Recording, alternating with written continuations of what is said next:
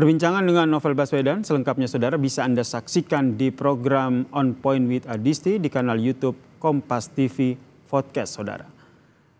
Sekjen PDIP Hasto Kristianto mengajukan gugatan pra-peradilan buntut dijadikan sebagai tersangka oleh KPK dalam kasus Harun Masiku. Sidang pra-peradilan akan digelar 21 Januari 2025. Gugatan pra-peradilan diajukan Hasto Kristianto ke Pengadilan Negeri Jakarta Selatan pada Jumat 10 Januari 2025. Humas Pengadilan Negeri Jakarta Selatan, Juyamto, menyebut sidang akan dipimpin oleh dirinya sendiri yang menjadi hakim tunggal. Sidang perdana bakal digelar pada Selasa 21 Januari 2025. Jumat tanggal 10 Januari 2025. Pengadilan Negeri Jakarta Selatan telah menerima permohonan pra-peradilan dari pemohon Hasto Kristianto.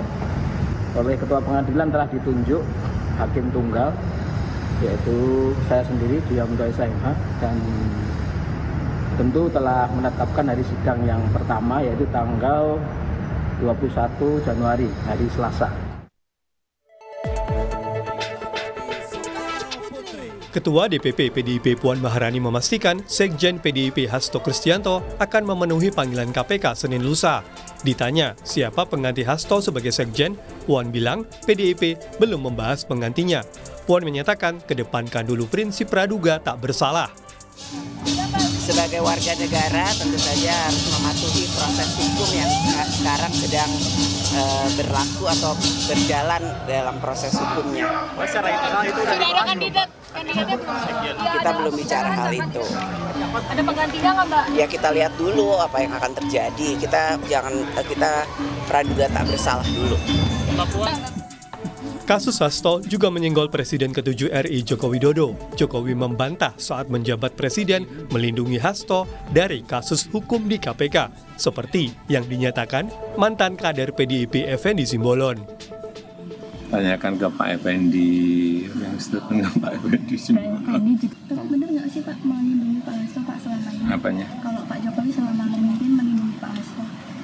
Melindungi seperti apa? Tanyakan aja ngomong.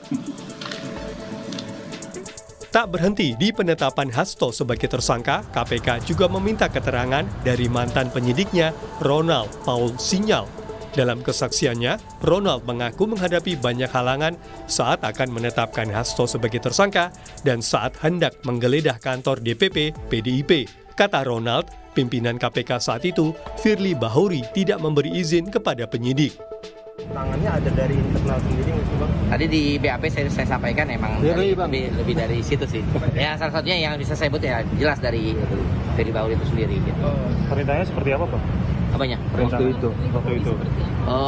Setiap kali saya melakukan penggeledahan atau juga melakukan pemeriksaan atau juga sempat kan viral ya dulu ya pengen melakukan penggeledahan di kantor DPP ya, cuman itu selalu disebut jangan dulu sedang panas dan semacamnya. Itu sering saya sampaikan juga bahwa kita reda dulu temponya biar sedikit adem dulu lah ya kan. Dan itu saya sampaikan juga. Direktur Penyidikan KPK Asep Guntur Rahayu menyatakan lembaganya membuka peluang memanggil dan memeriksa mantan Ketua KPK Firly Bahuri terkait dugaan perintangan penyidikan kasus Harun Masiku. Beberapa penyidik juga kita minta keterangan ya saat ini di perkara ini. Penyidik-penyidik yang saat ini ada di luar gitu ya, sudah tidak berdinas lagi di KPK, kita minta keterangan seperti apa penanganan perkara pada saat itu. Dan dari keterangan-keterangan itu tentunya apabila ada hal-hal yang kita anggap perlu untuk dikonfirmasi terhadap siapapun yang disebut, ya nanti kita akan konfirmasi.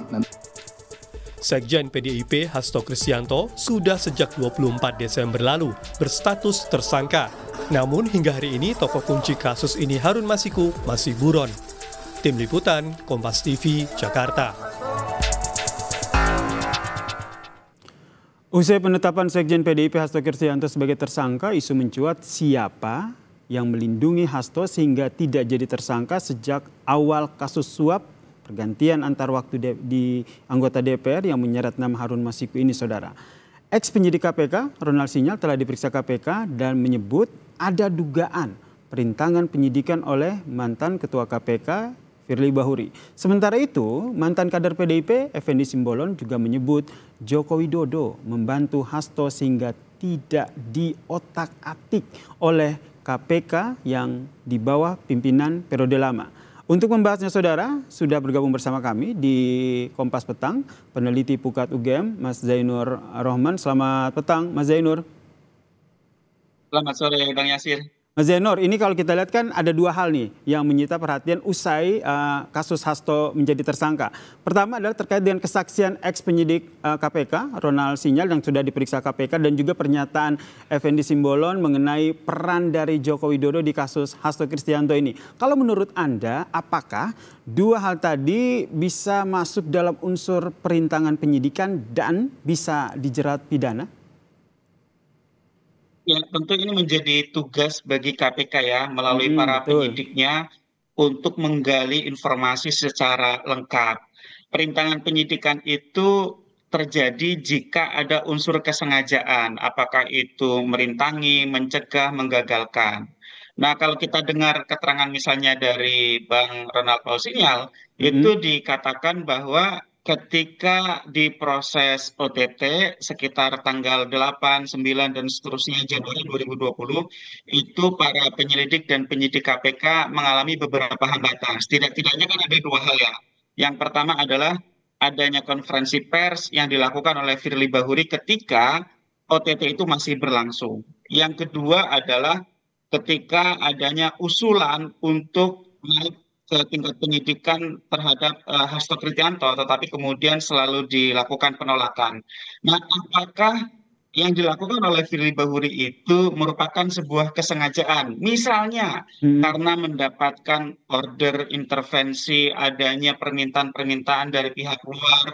Nah, kalau itu terjadi, maka itu bisa dijerat dengan pasal 21 Undang-Undang Nomor 3199 tentang tindak pidana korupsi. Ini merupakan salah satu obstruction of justice. Nah, misalnya ada pihak yang mengorder siapa misalnya? Yang mengorder itu pun bisa dijerat dengan pasal yang sama. Sehingga menurut saya memang di dalam kejadian obstruction of justice ini masih banyak pihak-pihak yang perlu diperiksa oleh KPK. Kalau kita kelompokkan, ada kelompok Pak Hasto dan kawan-kawan ya, Doni Tristokemah misalnya, atau Nur Hasan misalnya. Itu yang pertama. Yang kedua adalah kelompok kemungkinan di internal KPK sendiri ya, ketika memang betul ada kesengajaan misalnya dari para pimpinan, itu juga harus dilakukan pemeriksaan. Yang ketiga adalah pihak-pihak lain di luar itu, misalnya adalah mereka-mereka yang memberi perintah untuk tidak memproses perkara Hasto, atau misalnya pihak-pihak yang memberi perlindungan kepada Harun Masiku selama melarikan diri, kemudian memberi bantuan, ya, memberi semacam bantuan hidup juga, gitu ya. Ini juga bisa dijerat dengan pasal yang sama. Sehingga menurut saya lebih baik memang kasus ini dibuka secara lengkap, total. Oke, dibuka secara lengkap, secara terang benderang. Tadi Anda menyebut ada beberapa kelompok begitu. Ada pihak internal KPK saat itu yang mencoba untuk menutup kasus ini. Dalam hal itu saat itu Firly Bahuri menjadi ketua KPK-nya. Ada juga yang mengorder dalam tanda kutip agar Hasto ini tidak diotak-atik. Jika kita lihat runutan kasus ini, sebenarnya apa yang harus dilakukan KPK setelah memeriksa terakhir tadi adalah memeriksa Ronald Paul Sinyal, siapa lagi yang akan diperiksa? Perlu untuk segera memanggil Firly Bahuri untuk diperiksa terkait dengan kasus ini menurut Anda? Sangat perlu. Menurut saya Firly Bahuri dan para pimpinan KPK lainnya agar terang bagaimana bisnis proses ketika di sekitar bulan Januari 2020 itu perkara Harun Masiku yang juga terkait dengan Hasto ini dilakukan oleh mereka. Bisa diuji apakah sesuai dengan aturan hukum ataukah ada dugaan perbuatan-perbuatan yang justru mengarah kepada kesengajaan untuk merintangi. Sehingga semua nanti akan menjadi terang. Kalau bisa dibongkar di internal KPK-nya, maka kan bisa dicari siapa yang mengorder mereka dari luar misalnya. Jadi ini menurut saya harus segera dilakukan pemanggilan oleh KPK ya, selain kemarin sebelumnya sudah memanggil misalnya Dirjen Imigrasi, mantan Menteri Hukum dan HAM gitu ya.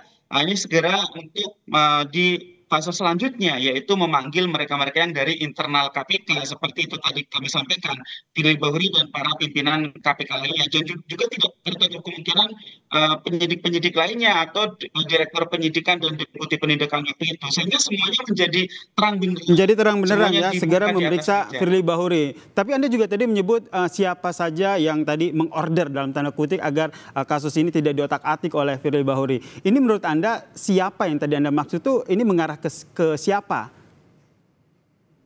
Nah itu kita harus tunggu dari KPK ya. Memang ada informasi misalnya Pak Effendi Simbolon mengatakan justru Pak Jokowi itu melindungi Pak Hasto. Nah apakah melindungi itu artinya misalnya memerintahkan agar Hasto tidak diproses? Nah kalau seperti itu juga perlu dipanggil. Tetapi kembali kepada sejauh apa penyidik bisa melakukan pengembangan perkara ini sehingga semua yang terlibat ya itu bisa dimintakan pertanggungjawaban secara hukum pidana. Nah ini oleh karena itu kita beri kesempatan kepada KPK dan KPK juga harus menunjukkan independensinya selama melakukan pengusutan perkara ini. Karena perkara ini kan hotspot ya, dianggap misalnya oleh PDIP sebagai perkara kriminalisasi, politisasi. Tetapi di sisi lain publik juga ingin agar perkara ini bisa terungkap secara menyeluruh begitu ya. Semua yang terlibat diproses secara hukum sehingga di sini butuh independensi KPK, butuh keadilan yang dilakukan oleh KPK di dalam memproses perkara Harun Masiku dan Hasto Kristianto ini. Mas Yasir. Tapi menurut Anda Mas Zainur, Firly Bahuri ini dapat orderan untuk tidak mengotak-atik kasus Hasto pada saat itu kemungkinan besar terjadi dan sehingga bisa disimpulkan sementara ataupun dugaan sementaranya adalah Firly Bahuri ini tidak bekerja sendiri begitu, ada pihak lain yang memang mengatur atau mengorder seperti tadi Anda sampaikan. Ya, tentu kalau dugaan mungkin iya gitu ya, tetapi kan proses penegakan hukum berbasis alat bukti ya. Nah oleh karena itu sekali lagi. Ya itu kita sepakat ini, ya, betul. Ya tugas pertama dari penyidik segera panggil Firly dan kawan-kawan. Jika bisa didapatkan informasinya, termasuk misalnya dengan melakukan tracing komunikasi Firly dengan pihak eksternal misalnya jika didapatkan begitu ya, maka akan bisa didapatkan siapa yang melakukan order itu gitu ya. Meskipun sekali lagi secara teknis ya itu kan bisa diketahui ya atas permintaan siapa misalnya ada perbuatan-perbuatan yang dilakukan di internal KPK sendiri yang menghambat kerja dari para penyidik. Secara teknis ini seperti apa maksudnya Mas Zainur? Bagaimana Mas Yasir? Secara teknis sebenarnya bisa diketahui ini seperti apa maksudnya? Kan komunikasi dari Firly Bahuri itu bisa di-tracing ya ke belakang. Karena alat komunikasi itu meskipun sudah direndam pun sebenarnya bisa dipulihkan, bisa diretrieve. Perkara ini kan sudah dituduh macam-macam begitu ya, misalnya tuduhan politisasi. Nah, kami berpendapat ini sebenarnya politisasi terjadi di tahun 2020 gitu ya. Tahun 2024 dan 2025 ini hanya cuci piring begitu ya. Jadi di tahun 2020 seharusnya Hasto Kristianto ditetapkan sebagai tersangka pemberian suap sekaligus juga obstruction of justice. Kenapa kasus ini tidak jalan selama 4 tahun? Ya karena adanya dugaan obstruction of justice yang dilakukan salah satunya oleh Hasto Kristianto. Tetapi Hasto tidak bekerja sendiri. Masih ada pihak-pihak lain yang diduga turut terlibat. Hasto juga bukan penyelenggara negara, membutuhkan tangan-tangan kekuasaan untuk mengatur perkara ini. Nah ini harus dibongkar oleh KPK periode saat ini. Ini tugas berat bagi Pak Satya Budianto setelah dia dilantik dengan pimpinan KPK lainnya untuk membuat terang ini semua tidak ada disisakan seperti di tahun 2020 Mas Yasir. Iya, kita nantikan ya seperti apa langkah KPK untuk membuat terang kasus ini sehingga tidak hanya berhenti di Hasto Kristianto saja. Terima kasih Mas Zainur Rohman, pakar dari Pukat UGM telah bergabung bersama kami di Kompas Petang. Salam sehat Mas Zainur.